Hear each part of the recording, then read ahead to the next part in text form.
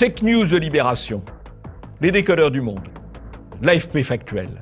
Ils sont des dizaines et des dizaines à défendre le politiquement correct au sein d'entités gavées d'argent public, de votre argent.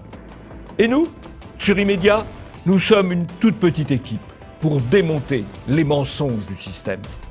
Nous avons besoin de vous. Aidez TV Liberté.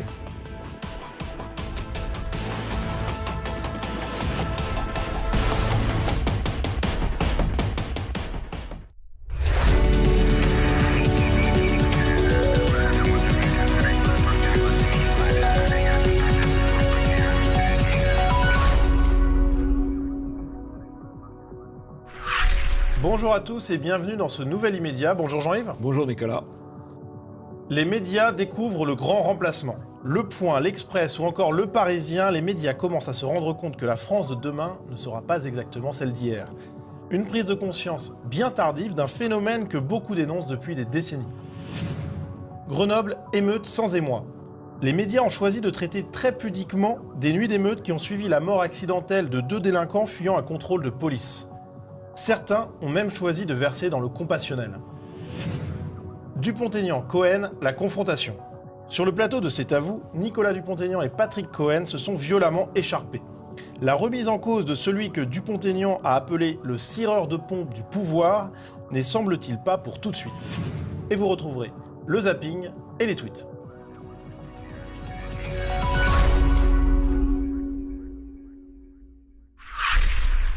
Alors Jean-Yves, vous savez que selon les médias, la théorie du grand remplacement est un complot de l'ultra-giga-droite. Et les journalistes subventionnés l'ont assez répété ces dernières années. Figurez-vous qu'ils avaient raison, car le grand remplacement n'existe pas, c'est en fait le grand bouleversement.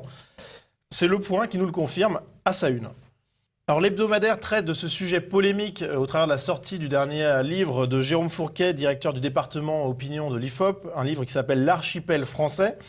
Et dans l'enquête du Point, qui reprend plusieurs éléments du travail de Fourquet, on apprend que la consommation de cannabis est en hausse en France, alors que la consommation d'alcool baisse. Donc c'est un des éléments qui sont choisis par Le Point, qui sont mis en exergue. C'est assez significatif d'un certain point de vue, parce que l'alcool, qui a des bons et des mauvais côtés, il faut bien le dire, c'est quand même un produit culturel européen, c'est un peu le produit festif, le produit anti-anxiolytique des Européens, et qui diminue, effectivement, il ne disparaît pas, il est remplacé effectivement par le cannabis, qui est un produit nouveau, on peut dire, d'importation. Et il est remplacé aussi, ça l'étude ne le montre pas, par des produits qui sont tout aussi nocifs, peut-être encore plus, qui sont les sodas sucrés. Voilà. Qui débouchent aussi sur pas mal de pathologies. Donc la baisse de l'alcool, c'est peut-être une bonne nouvelle du point de vue des hygiénistes, mais c'est quand même d'une certaine façon un certain grand remplacement culturel ou un bouleversement culturel. Alors, autre remplacement, la disparition progressive des nouveau-nés filles portant le prénom Marie. Et s'il y a moins de Marie, c'est forcément qu'il y a d'autres prénoms qui prennent le dessus. Dans cette étude, on apprend, et c'est Le Point qui fait des jolis graphiques pour nous le montrer, qu'en 1968, 2% des nouveau-nés garçons portaient un prénom arabo-musulman. Et en 2015, il y a plus de 18% de ces nouveau-nés qui portent un prénom arabo-musulman. Et Le Point donne aussi la parole à Jérôme Fourquet en vidéo. On l'écoute. On est encore à une espèce de phase d'équilibre instable où les différentes générations coexistent démographiquement. Mais au rythme du renouvellement, nous allons sans doute assister dans les années qui viennent à un basculement d'une très grande ampleur. Oui, alors il fait beaucoup de périphrases, notre ami Fourquet, parce que le basculement de très grande ampleur, il ne le nomme pas, c'est un basculement ethnique et civilisationnel. Voilà. Mais il dit les choses, mais en les pasteurisant un petit peu, quoi. Voilà, pour rester dans les clous du politiquement correct, malgré tout. Alors cette une du Point sur le grand bouleversement, elle a été commentée par certains acteurs médiatiques, comme par exemple Arrêt sur Image, qui a consacré un article, Le grand bouleversement, on a refait la une du Point. Dans cet article, les journalistes écrivent Comment ne pas voir derrière le titre de Grand bouleversement une allusion à peine voilée à la théorie d'extrême droite du grand remplacement?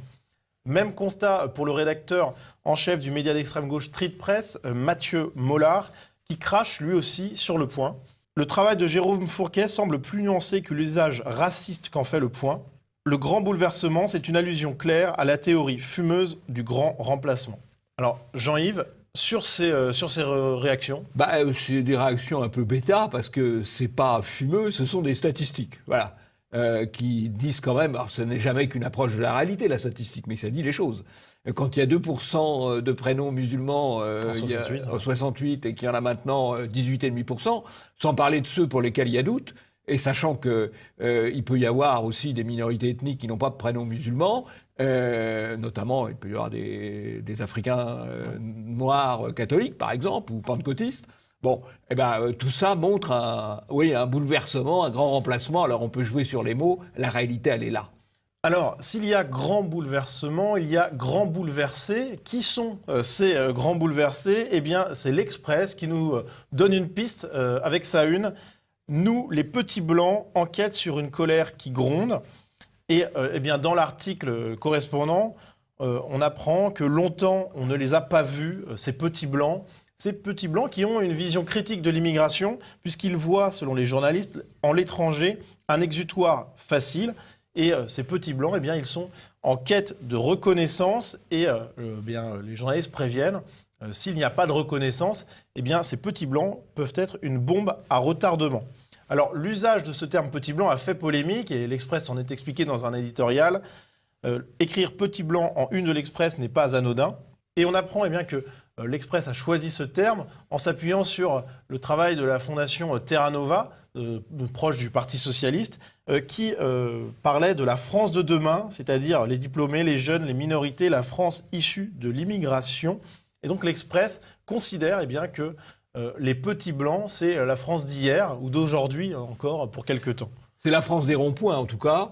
Et je crois que quand on dit qu'il y a un problème de reconnaissance, oui, on l'a vu sur les ronds-points, la France des ronds-points, c'est la France d'origine européenne et qui travaille globalement. Alors après, tout ça s'inscrit dans un mouvement plus global, mais c'est ça, voilà.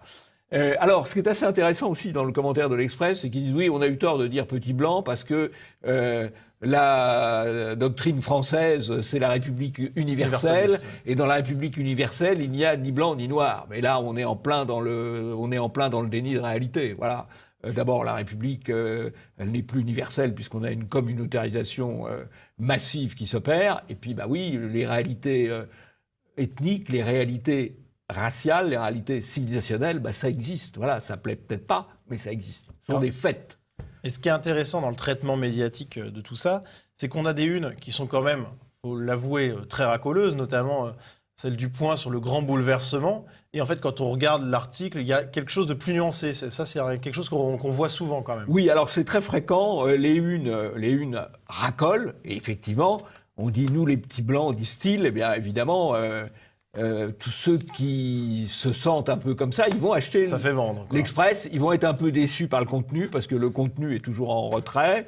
Et puis, le grand bouleversement, les fractures françaises, 18% de prénoms arabo-musulmans parmi les nouveau-nés. Là aussi, ça fait vendre. Et le contenu est un peu plus en nuance, quoi. Donc, on appâte le chaland et puis après, on essaye de calmer les lecteurs, on peut dire. Le lecteur et les lecteurs. Alors, il y a un média qui, lui, tient ses promesses, que ce soit dans la couverture ou dans le contenu, on sait ce qu'on achète. C'est l'édito du Parisien Week-end, sous la plume Laurent Guez, qui écrit « Bon Dieu, la France change » et qui s'en satisfait. Il écrit notamment que les changements sont dus à des vagues d'immigration et que c'est ainsi. Prenons-en acte une bonne fois pour toutes, il n'y aura pas de retour en arrière. La France change et cela se voit à l'œil nu. Et pour lui, le français de demain, ça sera celui qui est semblable à nos concitoyens de l'île de la Réunion. Donc là, on a un édito engagé, on va dire. Alors, la France change et ça se voit à l'œil nu. Alors, c'est assez intéressant parce que ça renvoie à Renaud Camus qui dit « Moi, je ne donne pas de chiffres, ouvrez les yeux ». Et ça renvoie aussi à la seule affiche censurée dans toute l'histoire du Front National, qui est une affiche de 1990 ou 1991 qui disait avec en visuel une jeune femme blonde aux yeux bleus. Immigration, ouvrez les yeux, c'est une affiche qui avait été censurée. Ben là, finalement, M. Guèze reconnaît les choses. Alors, il le reconnaît à sa manière. Hein. C'est-à-dire que la technique du système sur l'immigration, sur le grand remplacement, premier temps, on le nie. Ceux qui en parlent, c'est un fantasme, c'est du complot. Et dans un deuxième temps, on dit « Ah oui, mais les cocos, maintenant, c'est terminé, c'est fait. » Voilà. Et c'est un peu ce que nous dit M. Guèze, qui par ailleurs est un salarié de Bernard Arnault de LVMH, en tant que journaliste ou éditorialiste au Parisien. Passons au zapping.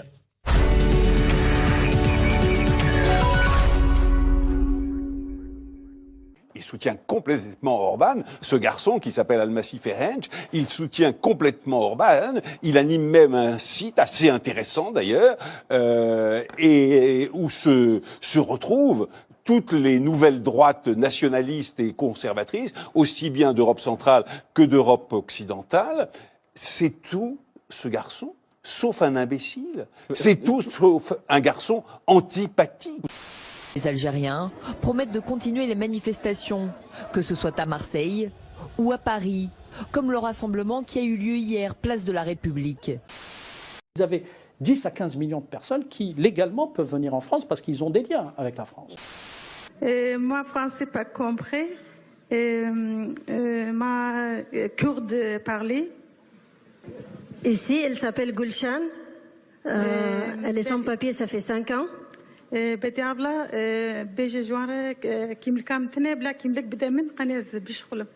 a envie d'obtenir les papiers en France pour travailler et s'investir.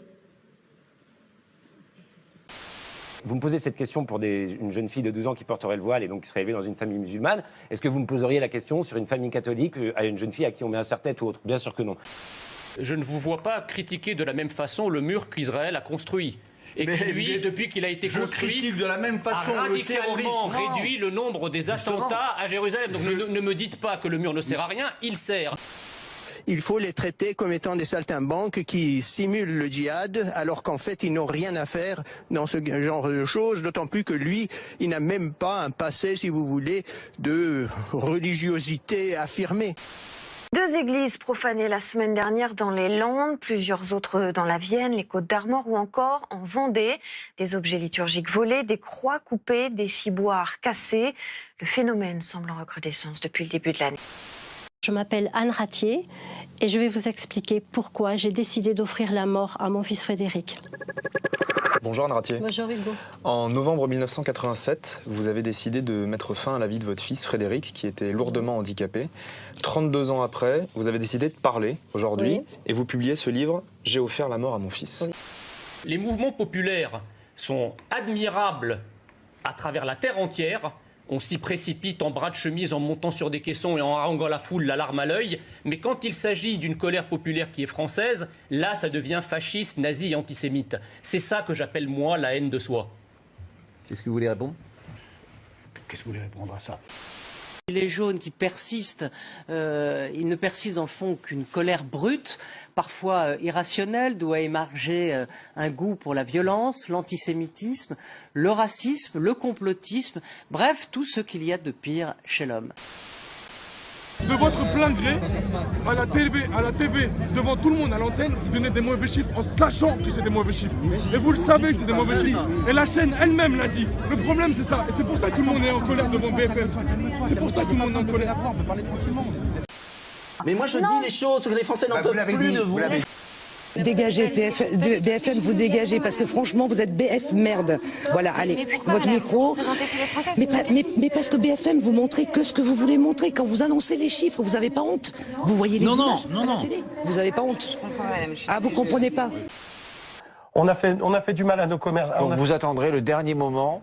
Non mais attendez, je vais vous laisser parler. À chaque fois, non mais je vous coupe parce qu'il faut avancer. Il est 18h36 et vous voyez qu'il y a 5 personnes autour de cette table et que tout le monde a besoin de parler. Je suis le seul que vous coupez à chaque fois. Non, vous n'êtes pas le seul que je coupe à chaque fois. Vous avez autant de temps de parole que les autres. Okay. Et si franchement ça ne vous convient pas, la porte est ici. Voilà, je peux pas vous dire autre chose. Maintenant, je vous pose des questions. Essayez de comprendre votre situation. Au revoir, Monsieur Clément. Au revoir, Monsieur. Bonne continuation. Très bien. Anaïs Rout, la situation se calme à Bordeaux. Je vais citer du Marine Le Pen. Elle a déclaré qu'un migrant fraîchement débarqué pouvait toucher davantage qu'un retraité. Bien sûr. attendez, je finis la phrase, qu'un retraité modeste qui a travaillé toute sa vie. Est-ce que vous maintenez cette déclaration? Bien sûr. Alors, juste, il y a des vérifications qui ont été faites de la part de journalistes, notamment, je cite, de l'agence France-Presse. Marine Le Pen se trompe. Juste une question, on met de côté les détails de chiffres. Est-ce que cette campagne des Européennes sera une campagne des fake news? Non, on ne met pas non, je ne crois pas qu'il faille mettre de côté les chiffres. Les chiffres sont très concrets. Effectivement, ils ont été vérifiés, ils étaient faux. Non, mais ces chiffres vous avez donné. Non, mais vous oubliez qu'un clandestin qui arrive dans notre pays bénéficie des soins gratuits. Bon, ce qui n'est pas le cas d'un retraité qui, lui, a cotisé toute sa vie. Le clandestin qui arrive dans notre pays est hébergé gratuitement, ce qui n'est pas le cas de nombreux retraités. Ça va peut-être agiter les journalistes, les cadres de La République En Marche. Parfois, on a du mal un peu à faire la différence, mais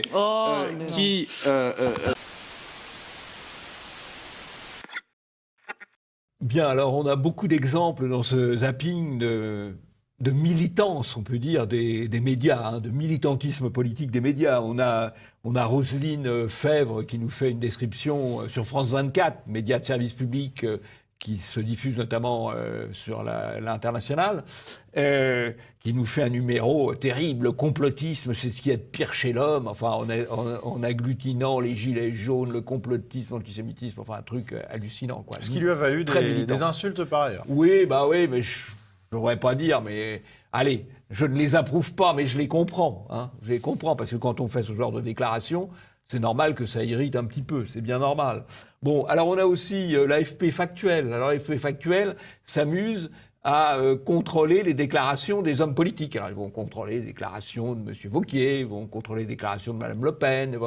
Curieusement, ils ne s'excitent pas beaucoup pour contrôler les déclarations de M. Castaner, qui est un menteur professionnel en matière de maintien de l'ordre, de M. Macron ou de M. Le Maire, là, ou Darmanin, là, on ne fact-check pas. C'est moins croustillant, après. On ne fact-check pas. Par contre, pour les opposants, ils sont très bons. Enfin, c'est vrai que AFP Factuel, c'est un financement public. C'est l'État c'est le gouvernement qui les paye, donc ils font ce qu'on leur demande de faire. Voilà. Alors, en face de ça, je trouve que c'est assez amusant la déclaration de Jordan Bardella qui dit « Les journalistes et les cadres de La République En Marche, mais on a parfois du mal à faire de la différence ». Alors ça soulève évidemment un tollé de la part des journalistes. Je crois que c'est assez vrai. Enfin, ça mérite une réflexion un peu plus, plus profonde. Il y a eu à un moment un fossé qui s'est creusé, ou qui a commencé à se creuser entre Macron et les médias. C'est-à-dire que... À partir de l'affaire Benalla, par exemple. À partir de l'affaire Benalla. Bon. Et je crois que les Gilets jaunes ont recollé, si j'ose dire, le couple Macron-médias. Pourquoi? Parce que les médias ont ressenti les Gilets jaunes comme un danger, comme une force fondamentalement hostile dans la mesure où ils remettent en cause la caste dirigeante. Et ça les a rapprochés de Macron, qu'ils ont soutenu totalement en matière de répression des manifestations, etc. Donc il y a à nouveau une espèce de convergence qui va aussi se manifester à l'occasion des élections européennes, puisque les médias sont clairement sur la ligne idéologique de Macron, d'une Europe ouverte aux quatre vents du monde, face à une ligne plus respectueuse des frontières. La plupart des médias, enfin la quasi-totalité des médias, en tout cas les médias dominants. Voilà. Effectivement, on peut mettre Valeurs Actuelles à part peut-être, mais la quasi-totalité des médias. Et donc, à la fois l'affaire Gilets jaunes et l'affaire de l'élection européenne raboutent en quelque sorte les médias et Macron, et le macronisme de manière plus générale. Pourvu que ça dure. Pourvu que ça dure. Alors, deux petits coups de chapeau. Un petit coup de chapeau à Jean Messia qui, sur CNews, met BHL en PLS. C'est pas mal, bravo. Un petit coup de chapeau à Ferenc Almassi du Visegrad Post, qui lui alors est cité de manière comme étant exemplaire par Bernard Guetta, qui est un éditorialiste quand même plutôt engagé dans le politiquement correct, mais qui, je crois, est allé faire un reportage de terrain en Hongrie. Et il a trouvé que Ferenc Almassi du Visegrad Post lui ouvrait des portes intéressantes, et donc il lui rend hommage. C'est tout à fait surprenant, tout à fait étonnant. Bravo à Ferenc Almassi pour cela. Et comme quoi, quand les éditorialistes vont faire du terrain, c'est une bonne chose. Il devrait peut-être plus en faire. Hein. Barbier devrait peut-être aller plus sur le terrain. On va lui offrir un stage terrain, Barbier, vous avez raison. Immersion en Hongrie ou en Pologne, quelque chose de un peu solide, quoi, voilà. Dernier petit commentaire, la femme qui parle tout à fait au début, voilée, en parlant mal le français, est donc une femme qui est entrée en France clandestinement, qui séjourne là depuis 5 ans, qui ne parle toujours pas le français, c'est totalement incompréhensible, on est obligé de la sous-titrer, et elle a été choisie pour s'adresser au président de la République, qui aurait pu au moins lui offrir un billet de retour. Et qui prend des notes religieusement. Religieusement, absolument, oui. On voit bien quels sont les arrière-plans de ce débat. On se demande en quoi cette femme, qui n'est pas française, qui n'a pas de titre de séjour régulier et tout, a à participer au grand débat national. Si vous voulez une preuve supplémentaire que ce grand débat est biaisé, eh bien la voilà.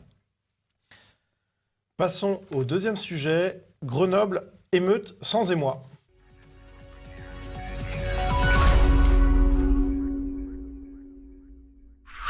Plusieurs nuits d'émeutes ont donc eu lieu à Grenoble après la mort accidentelle de 2 délinquants qui fuyaient un contrôle de police sur un scooter volé, sans casque, sans feu de circulation. Ces émeutes ont été traitées de manière assez étonnante, ou pas, pour ceux qui suivent les médias, peut-être que ce ne seront pas étonnés de ce traitement, par les médias. On a par exemple Le Figaro qui évoque ces émeutes avec pudeur dans son édition papier du 4 mars, Grenoble, heure après la mort de 2 jeunes, avec plusieurs termes à noter dans ce papier. Le terme de heure, bien entendu, de jeunes, une vive tension, le terme un quartier de la ville qui est employé sans mentionner le caractère sensible de ce quartier, un quartier sensible, soirée agitée, etc. Sur Internet, le titre de l'article a été est différent. Nouvelle nuit de violence à Grenoble après la mort de 2 jeunes. On note malgré tout, dans le quotidien du Figaro, un manque de contextualisation, d'une part sur la nature du quartier, qui est un quartier sensible. Je sais que le terme n'est pas forcément celui que vous aimez. Vous utilisez la novlangue, Nicolas. Alors c'est intéressant quand même, parce que la novlangue, au départ, la vérité, c'est un quartier immigré. Qui possède une part de population d'origine extra-européenne. Après, on a utilisé l'expression quartier sensible, novlangue. On a aussi utilisé souvent l'expression quartier populaire. Mais comme les gens décryptent, et que quartier sensible, ils disent, ouais, ok, immigration, quartier populaire, ouais, immigration, donc maintenant on dit quartier tout court. Voilà, je ne sais pas ce qu'on dira la prochaine fois. Là, on peut plus. C'est dans le Figaro, rassurez-vous. Et ce qui est intéressant, c'est que cette minimisation, elle a eu lieu chez de nombreux médias, et pas seulement chez le Figaro. Alors, ce serait trop long de les citer, mais regardons quelques exemples. D'abord, le Huffington Post. Nouvelle nuit de tension à Grenoble après la mort de 2 jeunes poursuivis par la police. Et BFM TV, Grenoble, une marche blanche organisée en mémoire des 2 jeunes tués. Autre exemple de minimisation médiatique, LCI. Nouvelle nuit d'échauffourée à Grenoble, notamment dans le quartier du Mistral, Sébastien. Oui, 3e nuit de violence. Les forces de l'ordre ont essuyé des jets de pierre et de projectiles. Selon le Dauphiné libéré, un fourgon de pompiers a même été visé par 3 cocktails Molotov. Incident qui intervient après la mort de 2 jeunes samedi. Hier, en fait, les échauffourées ont débuté peu après 21h et ont duré une partie de la nuit. Jean-Yves, sur ces médias qui minimisent l'affaire et qui emploient des termes édulcorant, quel regard ? D'abord, l'expression des 2 jeunes tués. Les 2 jeunes tués, les jeunes sont morts, c'est vrai, ils se sont tués dans un accident de la route. Et bon, c'est tout à fait triste, bien sûr. Mais on n'a pas du tout utilisé les mêmes expressions pour les gilets jaunes qui ont été renversés, souvent délibérément, sur les ronds-points. Là, les 2 jeunes étaient poursuivis, semble-t-il, par la police. Sur un scooter volé. Sur un scooter volé, sans casque. Ils se sont tués, c'est un accident tout à fait triste, c'est sûr. Mais les gilets jaunes qui ont été renversés, parfois volontairement, on n'a fait absolument aucun pathos dessus. C'était de leur faute. C'était de leur faute. Rappelez-vous ce que disait Castaner, etc. C'était de leur faute. Là, on est quand même nettement plus indulgent. Hein. C'est vraiment... de poids, de mesure, comme d'habitude. Autre indulgence médiatique, c'est peut-être cette absence de contextualisation sur la ville de Grenoble en elle-même. Alors, c'est tout à fait surprenant, tous les problèmes qu'il y a à Grenoble. Il y a énormément de problèmes à Grenoble. Or, Grenoble, c'est une ville merveilleusement située, au cœur des montagnes, aimée par les gens qui aiment la montagne, qui aiment faire du sport. C'est une ville qui a connu un développement industriel et technologique dans les années 60, donc qui avait énormément d'atouts. Et aujourd'hui, qui est une ville plombée, avec des problèmes d'immigration, de banditisme, d'insécurité considérables, un urbanisme, il faut bien le dire, qui a très mal vieilli, y compris dans le centre-ville. Alors pourquoi ?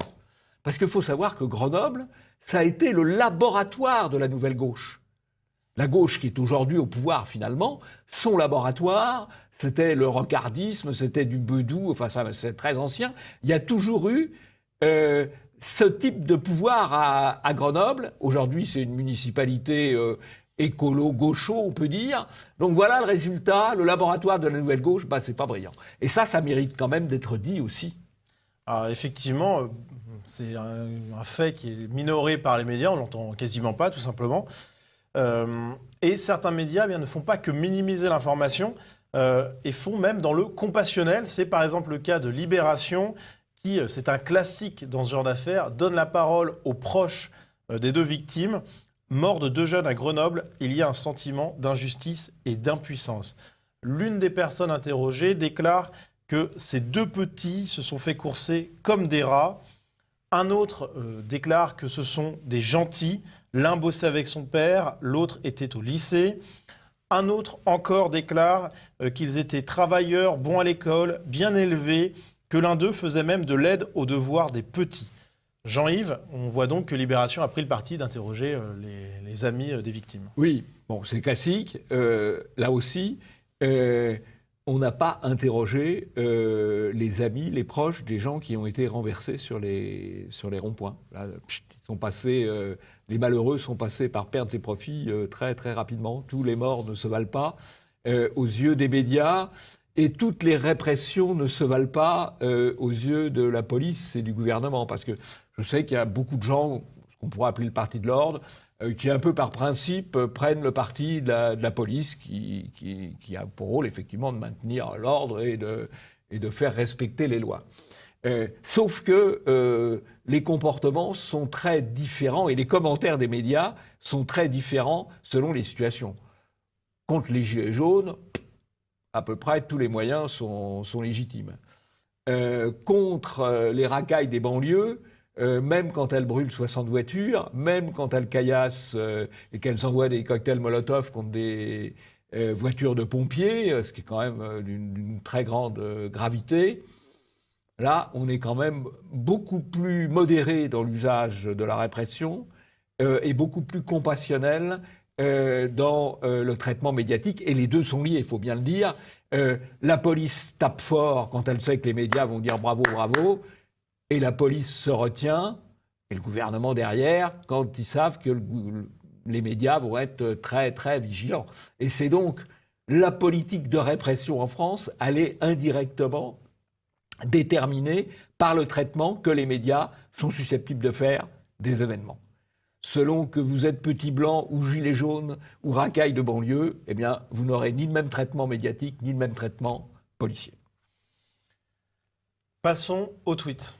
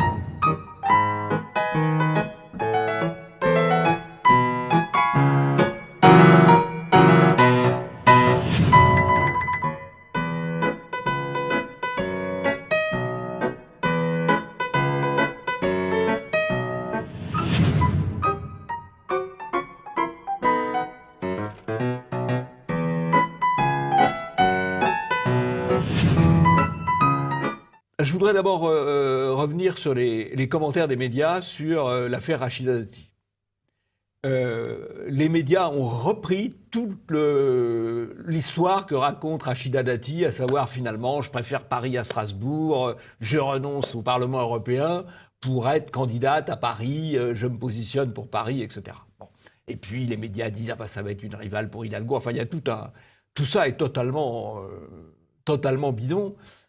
Pour la bonne raison que Rachida Dati ne renonce pas à être sur les listes européennes, elle ne pouvait plus y être, compte tenu des révélations qui ont été faites sur les 600 000 euros qu'elle a touchés de Renault à la fin des années 2010, sans déclarer dans sa déclaration d'intérêt au Parlement européen qu'elle avait cette activité d'avocat pour Renault. Bon, donc elle ne pouvait plus être candidate et les médias gobent le fait que c'est elle qui a choisi parce qu'elle préfère Paris, etc. Disons qu'ils mettent l'éclairage sur une possibilité sans parler de voilà, l'autre, alors, quoi. À la limite, bon, admettons qu'ils utilisent cette possibilité, mais c'est quand même pas normal de ne pas évoquer les autres aspects qui sont évidemment les aspects fondamentaux. Mais Rachida Dati, c'est une femme qui capte la lumière, qui a des méthodes parfois un peu expéditives, et les médias marchent dans la combine, quoi. Hein, voilà. Alors, on va peut-être refaire un petit retour aussi sur la Samaritaine, qui a été transformée dans des conditions tout à fait contraires aux règles d'urbanisme, au respect du patrimoine parisien. Mais ça s'explique. Le patron, c'est le VMH, c'est Arnaud. On a parlé du rôle qu'il jouait à Paris, à travers le Parisien, dans lequel il a réinjecté, on le rappelle... Plus de 500 milliards, 520 milliards non, d'euros. millions. Pardon, 520 millions, 520, c'est déjà pas mal. Oui, c'est déjà pas mal. C'est déjà pas mal. En voilà. Quelques semaines. Donc on voit bien pourquoi il injecte ces millions dans le Parisien et dans d'autres journaux, pour avoir de l'influence. Et ça marche. Et d'ailleurs, il avait offert plusieurs unes à Anne Hidalgo, dont une qui était... c'était un peu le même principe. On disait qu'elle avait réussi son pari. Et en fait, dans l'article, on voyait que c'était beaucoup plus nuancé que ça. Donc effectivement, il y a un petit peu Anne Hidalgo a eu les faveurs du Parisien. Voilà. Alors le CSA, dont on a parlé quand même, comité de censure de l'audiovisuel, ou censure socialiste de l'audiovisuel, je ne sais plus, s'inquiète du fait que le média Sputnik ou le média Russia Today serait sous influence russe, ce qui est parfaitement exact. Ce sont des médias aidés par le gouvernement russe.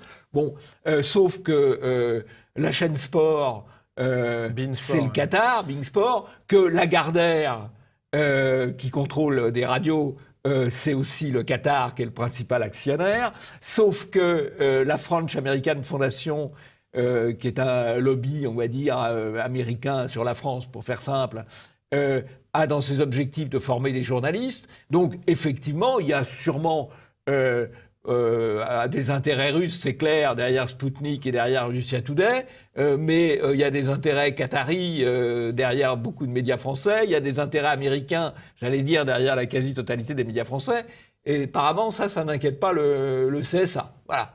Il est très, très sélectif, le CSA. La presse régionale, alors là, il faudrait faire des bobards pour eux parce qu'ils sont quand même à la fois trop petits pour être repérés, mais médiocres et méritants, mais enfin méritants quand même parce que faire annoncer une manifestation de 50 personnes avec une photo où il y a 4 personnes. Alors certes, c'est en plan étroit. On imagine qu'il y en a plus malgré tout. Bah non, parce que sur les côtés, il n'y en a pas. Donc même le photographe n'a pas été très très bon. Même il aurait pu cadrer davantage. On imagine quand même qu'il peut y en avoir plus que les 4 qui ont été choisis. Mais en tout cas, la photo est très mal choisie. Vous êtes très indulgent. Moi, je suis indulgent. Vous êtes très indulgent. C'est la jeunesse. Alors, dernier point qui est intéressant, c'est l'affaire des gens qui partent quand Zemmour arrive. Alors ça paraît comme ça, on peut dire Zemmour, la plus blanc, il dégage, ça c'est le côté optimiste, il dégage ceux qui usent et abusent du politiquement correct. Je pense qu'en fait, c'est la thèse de Zemmour, en tout cas, lui qui est quand même, à mon avis, intéressé à la question, c'est que c'est une stratégie d'intimidation. On part, quand Zemmour arrive, pour faire passer l'idée qu'on ne peut pas inviter Zemmour parce que les autres partent. Donc là, il y a une espèce de chantage au départ, que Bellatar a joué, que Si a joué, que Safran a joué. Ça peut être une stratégie globale avec l'idée d'interdire qu'il soit invité dans les médias privés, comme il l'est aujourd'hui dans les médias dits de service public. Donc c'est une affaire à suivre. Bon, en tout cas, faut aussi noter que la dernière affaire, le départ de Safran, suit son arrivée sur Radio Classique, ce qui n'est pas inintéressant, même si c'est un média évidemment plus étroit que ceux qu'il avait il y a 5 ans ou il y a 10 ans. En sachant que Safran retombe sur ses pattes, il ne devient pas sans emploi pour autant. Donc, vous me rassurez, j'étais un peu inquiet. Parce qu'ils font la manœuvre en sachant que derrière, ils ont un poste qui les attend. C'est plus facile quand même. Ouais. Vous me rassurez, parce que j'étais un peu inquiet pour Safran. Bon, passons au 3e sujet, Dupont-Aignan-Cohen, la confrontation.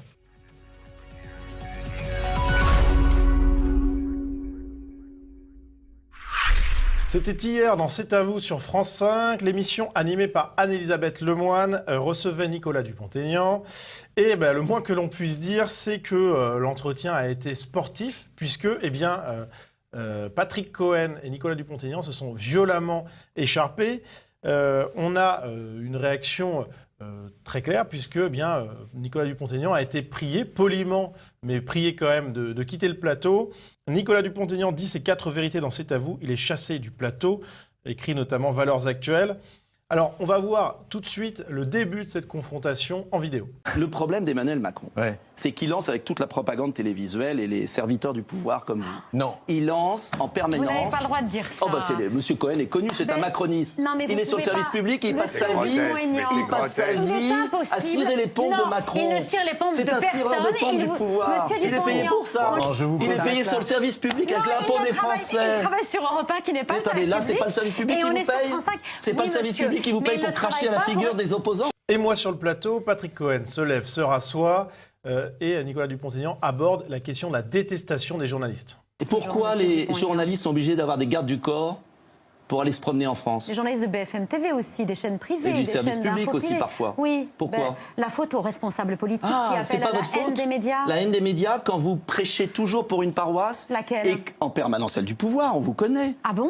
Ce qui est assez intéressant, c'est que les journalistes disent « mais non, le pouvoir, non, c'est pas nous », alors qu'il y a dans les 2 écrans derrière, de manière subliminale, la photo de Macron. C'est vrai que c'est assez cocasse. Voilà, c'est quand même assez drôle, non? Et ce qui est amusant aussi, c'est que Anne-Elisabeth Lemoine déclare que c'est pas la faute des médias si le peuple ne les aime pas.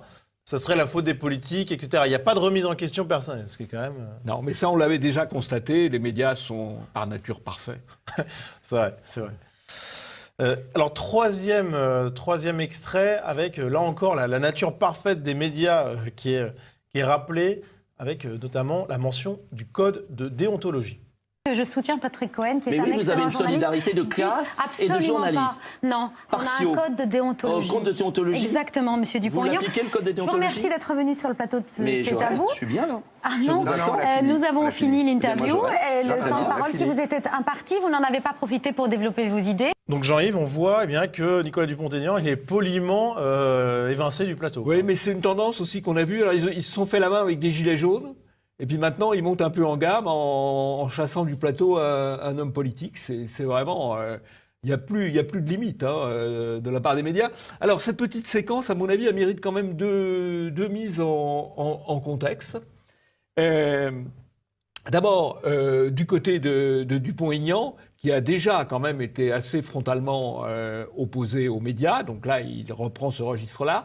Je pense qu'il le reprend d'autant plus qu'il lui a été reproché, notamment sur les réseaux sociaux, d'avoir chassé l'une de ses colistières, Emmanuelle Gave, à la suite d'une pression médiatique. Donc là, il essaye de revenir sur son créneau initial.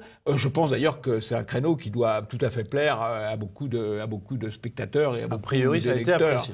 Bon, et ça a été apprécié. Donc il revient un peu sur ce qui est un de ses créneaux quand même maintenant depuis 2 ou 3 ans. Quant à... Cohen, alors d'abord, il est familier de cette émission. C'est à vous parce que Il y est depuis peut-être, je sais pas, une dizaine d'années. Il était avec Alessandra Sublet, il a été avec Anne-Sophie Lapix, il est maintenant avec Anne-Elisabeth Lemoine. Et alors, il avait d'ailleurs obtenu, il y a quelques années, une muselière d'or à cette émission. Belle récompense. Une des plus belles récompenses des Bobards d'or, puisque on lui avait posé la question, je crois que c'est Alessandra Sublet, mais enfin, Patrick, il y a quand même la liberté de penser, et Cohen avait fait cette réplique absolument superbe, non, voilà. Ça lui avait valu une muselière d'or, je crois qu'il l'a dans son bureau, parce qu'il doit en être très fier, et il continue sur cette vague, parce que là, quand on chasse M. Dupont-Aignan, ça relève aussi de la muselière. Enfin, c'est pas lui qui le chasse tout à fait, c'est sa consoeur. Ouais, c'est même tout le plateau en entier qui le chasse. Mais c'est tout le plateau. Jean-Yves, avant la fin de l'émission, vous avez un coup de chapeau à donner. Oui, un grand coup de chapeau à une revue qui est difficile, mais qui là publie un numéro particulièrement intéressant. C'est la revue Nouvelle École, qui a fait un numéro sur la paléogénétique des Indo-Européens. Alors, c'est de la réinformation, je dirais, c'est de la réinformation scientifique. Pourquoi ?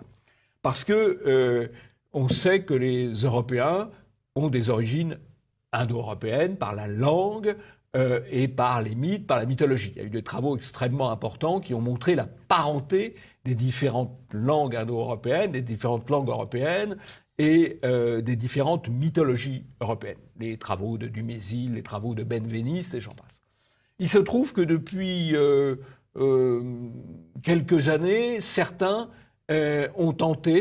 archéologues, notamment politiquement corrects, ont tenté de nier cette parenté de peuple, cette parenté linguistique, cette parenté de mythologie qui renvoie à une parenté de peuple, une parenté d'origine, tenter de la nier. Notamment un homme qui s'appelle Demoule et qui a été promu dans les médias parce qu'il défendait des thèses qui convenaient bien en niant l'origine commune des Européens. Il se trouve qu'il y a une troisième science qui s'est invitée à la partie, si j'ose dire, c'est la paléogénétique, puisque maintenant on peut décrypter le génome d'un certain nombre de sources humaines, de ressources humaines qu'on trouve de manière funéraire, et donc on peut voir les parentés d'origine, et il se trouve que la paléogénétique confirme l'origine commune des peuples européens. C'est très important, c'est un numéro, à mon avis, très important, honnêtement difficile à lire, hein. C'est pas l'Express ou le Point, hein. mais c'est intéressant. Alors, en couverture aussi, il y a un choix qui est étonnant. Est-ce que vous pouvez nous en dire plus ? Ouais, je ne sais pas si le choix est étonnant, mais moi, le choix, je le trouve très émouvant. Parce que ce qu'il représente, c'est une jeune fille Kalash. Les Kalash, un vieux peuple indo-européen, perdu dans les montagnes de l'Hindu-Kush, à la frontière de l'Afghanistan et du Pakistan, qui ont gardé leur tradition jusqu'on peut dire, au début des années 1980-1990. Et qui sont aujourd'hui, malheureusement, en voie de grands remplacements démographiques et de grands remplacements par la conversion à l'islam, parce qu'ils subissent une pression terrifiante de l'islam dans des zones qui ont été aussi affectées par les guerres d'Afghanistan. Et donc, c'est un vieux peuple européen qui, malheureusement, est en train d'être grand remplacé. Donc, cette photo est émouvante. Et le contenu de l'article est extrêmement intéressant et essentiel. C'est sur cette image émouvante que se termine notre émission. Jean-Yves, à la semaine prochaine. À la semaine prochaine.